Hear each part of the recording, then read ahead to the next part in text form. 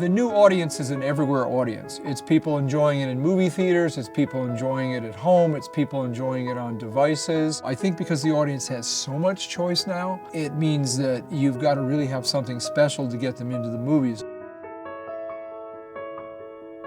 For as long as there have been movies, people have wanted to watch movies outside of a commercial exhibition setting. So the idea that we may be taking movies with us wherever we go today is not a radical idea. They're kind of agnostic, perhaps, about how they watch what they're watching. We're discovering that there are many other forms of media and uses of media that are also really important to the modern fabric of society. And generally, industries have to make space for other things that have value. People use media as a way to share parts of their identity. Sharing in digital is the same as word of mouth in film or the water cooler conversation in television. You'll hear older people say, oh, people are always on their devices, they're not talking to each other. People are connected to their friends emotionally pretty much full time now through social media. That emotional experience is competitive with the long-form narrative experience of the Hollywood movie, but it's also part of that experience. Movies have always been social, in the sense that we went to the movies to engage in conversations with each other about what was happening in our culture. That activity now takes place through social media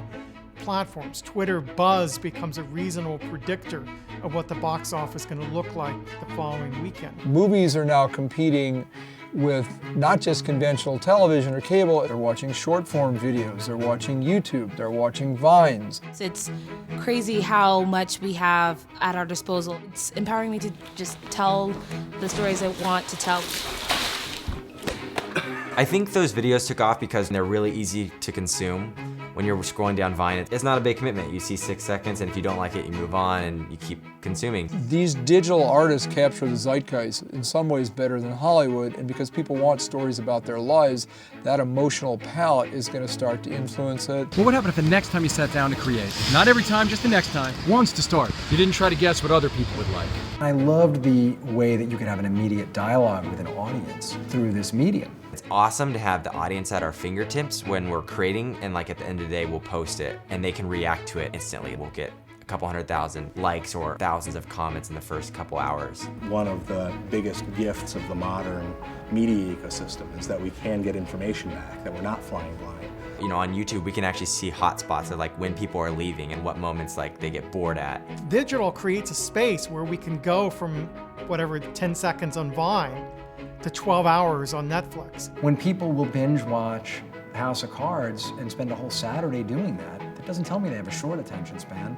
That tells me that they have a really long attention span as long as you are entertaining them and involving them. It's all infused with a kind of optimism that more and more people are experiencing content, not less and less. What's happening right now has the possibility of reinvigorating film in a really exciting way. There is this kind of almost rebirth of all of these alternative views about what it means to be human, and then with social and sharing, there's the vehicle by which this stuff can spread to the right people. I have a lot of faith in an audience. If you have command of your craft, they're going to turn off their phones and they're going to watch.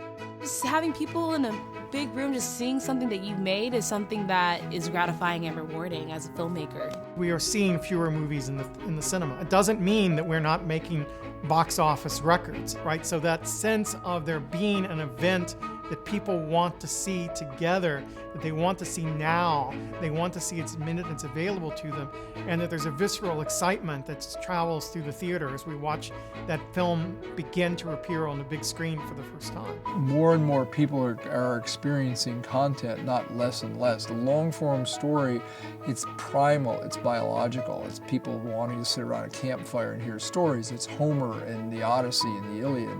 There's just an innate biological need for a transforming, emotionally involving story.